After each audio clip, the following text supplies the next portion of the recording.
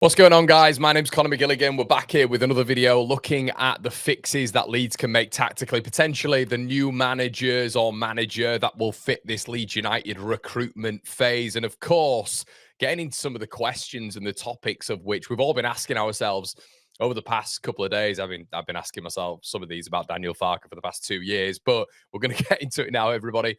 Make sure you like, comment, and subscribe. Let's get into the video, shall we? So, it's funny, actually, when you look at the goal scorers that Leeds United have had so far this season. Lucas Metra has got 3 goals in 3, and I'm going to compare Leeds right now to Sunderland because Sunderland's top scorer in Isidore has got 4 goals. Their second top scorer, I believe, is Xhaka and Dan Ballard at 2 or 1. Leeds' second top scorers are No Roquefort on 2, Rodon on 2, DCL on 1, and obviously Metro on 3. So there isn't like a massive difference. Brian Broby for Sunderland is on 1. I know he's played a lot less minutes. And you've got Eliza Mienda, who's played a lot less minutes as well, who's on 1 goal. But there's not that much of a difference. The huge difference between Leeds and Sunderland right now is system.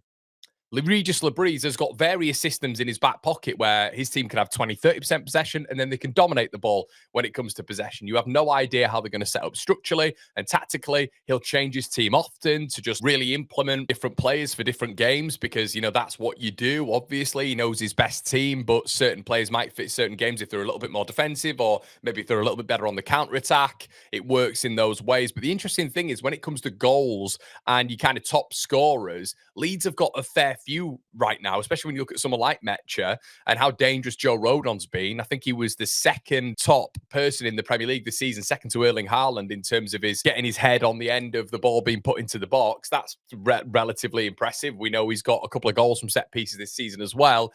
So if Leeds United to get a little bit better at that, then who knows? Systematically, we might become a bit of a set piece team, which obviously is like kind of what we all want. But I do think to a certain level, the team and the players, especially when it comes to goals, is being really highlighted and really sort of looked at when it comes to, you know, the efficiency in front of goal. But actually, when you compare it to some of the teams in and around the bottom of the table, and even in that sort of mid-table bracket, Leeds aren't doing that badly. So I thought there's something to focus on there. I think a structure automatically will create runners from deep, midfielders joining attacks, fullbacks arriving late, centre-back scoring from set pieces. Leeds, for me, don't have worse players. They have worse fundamentals than Regis Labrie.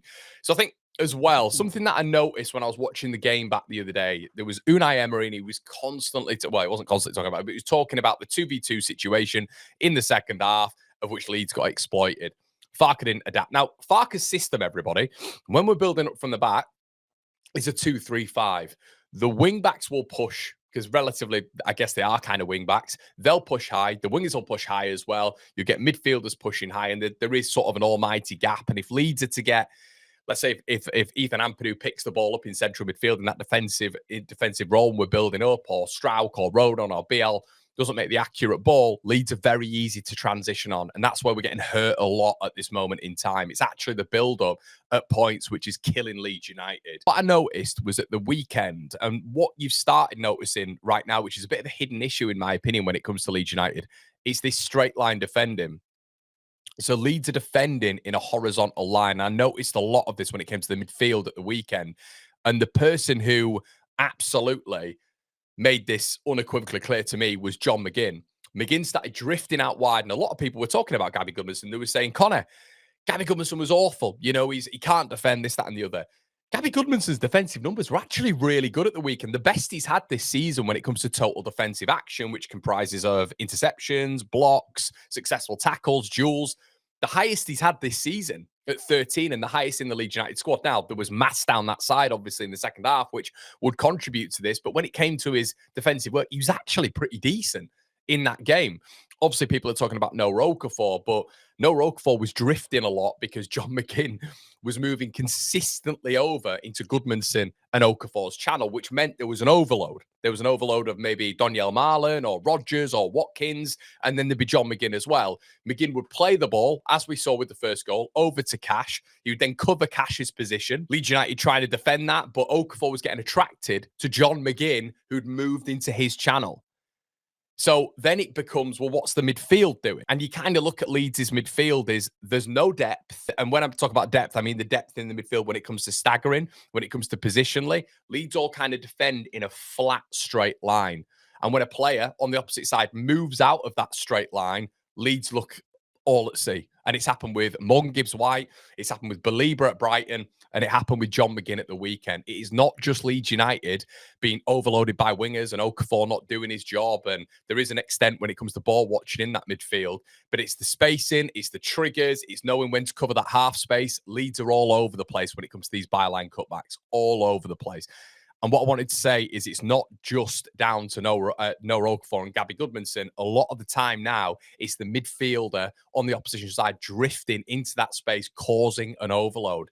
Emery mentioned the 2v2, but this turns into a 3v1 at points, which is very difficult when there's encouragement from Farke for Noah Okafor to get forward as well. So interesting talking point there. And the shape with Leeds United is now becoming very easy to break. When you're talking about the same players on the same line, with no staggering when it comes to defending at all. And when I'm talking about staggering, I mean certain specific roles of which we defend up against. We're not seeing it right now. We're seeing players ball watching, coming back in a straight line, not really having any form of structure. I think that's killing the left-hand side at this moment in time. If your left-hand side's struggling, there's ways to work around that. Ways to work around that, and we're not doing that now.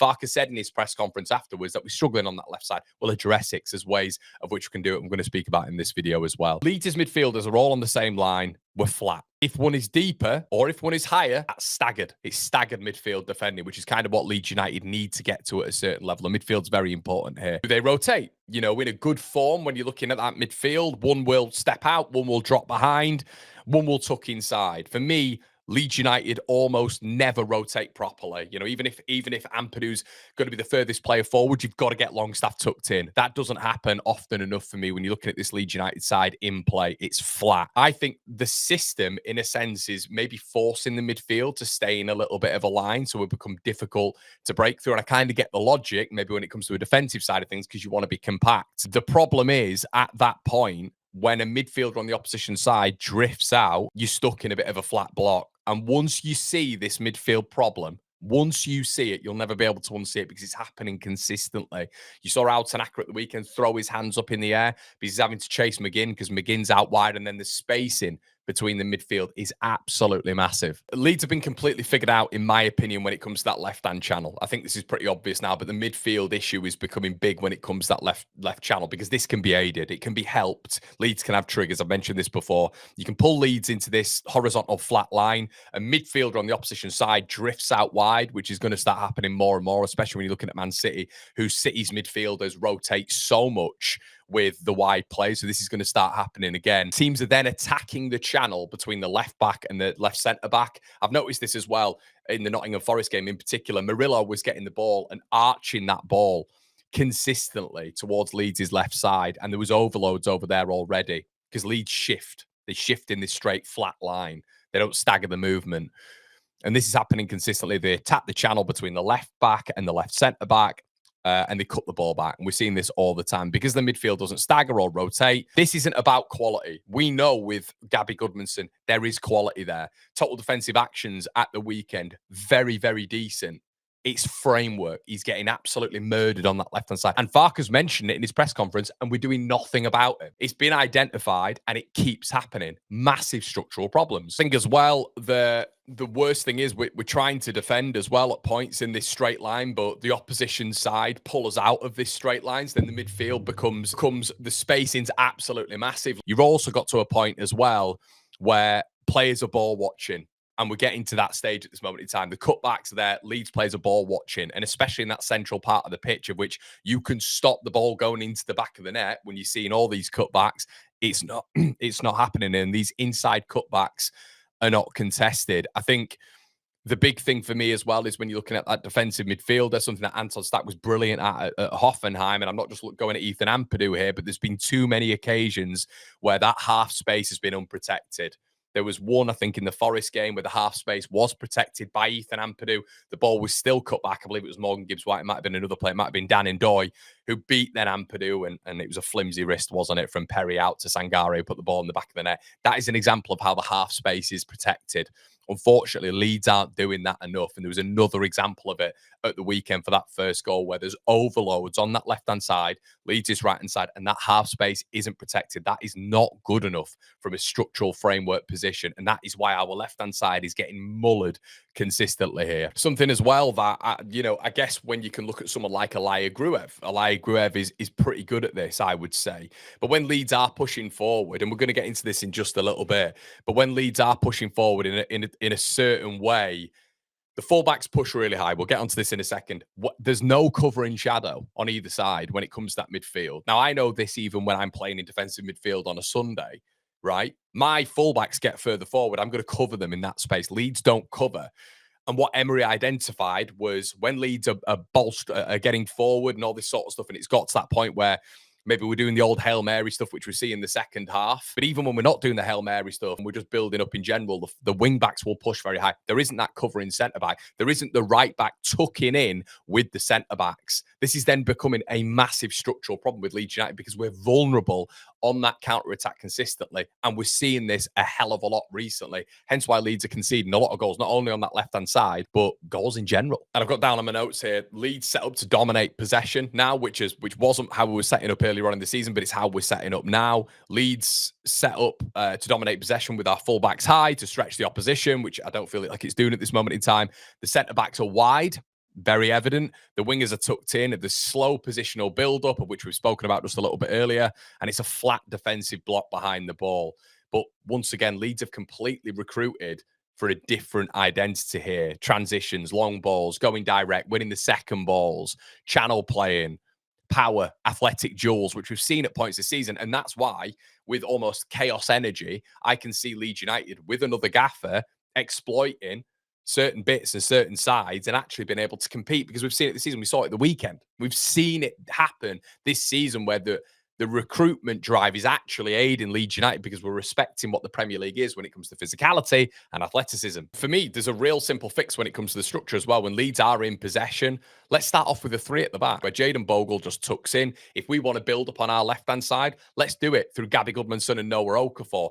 Jayden Bogle can tuck in. We don't need to build up with both of the wing-backs flying high. If you've got an opposition manager saying at half-time he identified Leeds being 2-on-2 at the back consistently against a good team, you need to make that 3-on-2 against the opposition. That has to happen. I think a lot of what would happen in with Leeds in a 3-2 system as well, when we're building up, so you think of like three players at the back, Jayden Bogle just tucking in, it effectively means the defensive midfielder protects that inside. The winger is protected as well when you think about it, but he's staying high as well. Two midfielders stay relatively tight, and the left back only goes when secure. So it's all about those triggers, which I've been speaking about when it comes to other managers. But even if you wanted to build up on Bogle's side, Gabby Goodmanson tucks in. That has to start happening a little bit more, or at least when Leeds are needing a goal, maybe you can push two up. But pushing two up every single time is a little bit of an issue. And what that does as well, just got this on my notes here, it lets Tanaka, let's say, or stack track runners fully, protects that half space, which is where Leeds are losing out right now. Massively as well, it stops Leeds centre-back getting pulled out wide, which consistently happens with Pascal Strout. Consistently gets pulled out wide. Mentioned this on the video the other day. This goes all the way back to Iriola figuring this out when it came to Bournemouth, and Evan Nielsen was dragging Stroud out wide all the time. He'd hug that touchline, Stroud could follow him. It prevents the 2v1 as well with the left back, because Leeds actually have protection there. I've spoken about that staggering in the midfield before.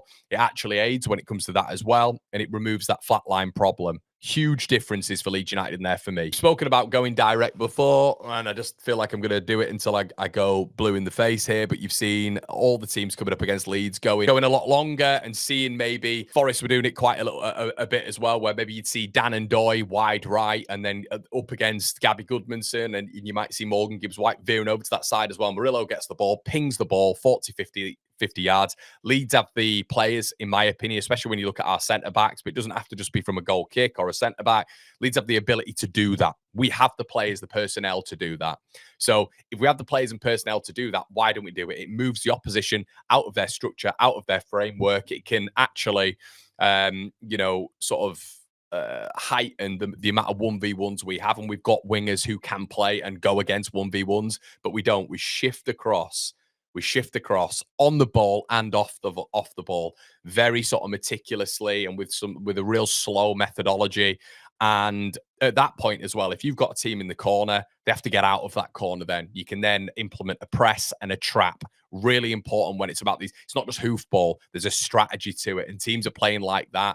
Forest are doing it right now, and Forest are better players than us. They could play from the back, they could build from the back, but they're not doing it. They're hitting the channels and they're trapping the opposition in these channels as well, and trying to be able to recover the ball high with their fitness.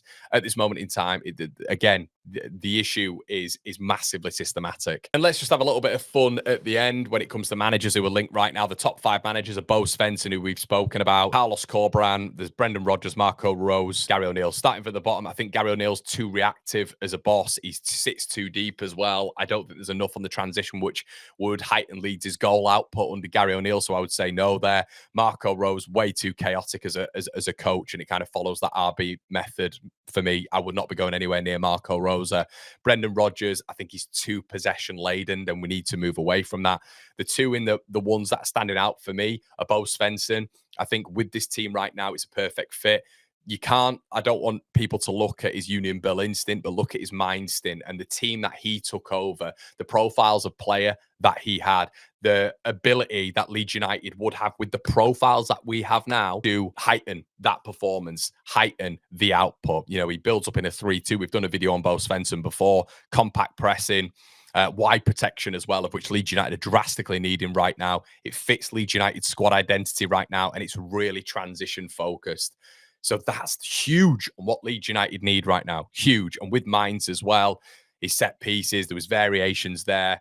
So really important when it comes to the specificity there. He's known for his triggers. He's known for his roles when it comes to individual clarity. And I think right now that would be so important for this Leeds United side. Try not to get drawn into the points per game he had at his previous club and all this sort of stuff. You've got to look at the players that we've got now and how they would fit with someone like Bo Svensson. It is the perfect mesh. Someone as well like Carlos Corberán, he's on the list as well. Really good defensive structure. Works in a 4-4-2 at points. Carlos Corberán fits an athletic squad. For me, would really fix the wide issues. And a lot of people will talk about Corberán now at Valencia. Once again, try fit your headspace with the squad that we've got in comparison to what Valencia's squad is right now, which, by the way, he's absolutely hammered with injuries and he's really suffering. But what he's done over at Valencia in terms of changing that defensive structure is really important. For me, what they don't have right now is a structure. Leeds have been in games. You look at Villa, you look at Bournemouth, you look at Newcastle, you look at Tottenham. All of those could have turned in our favour. There's got to be a coach who can actually work with a variety of systems and a variety of players.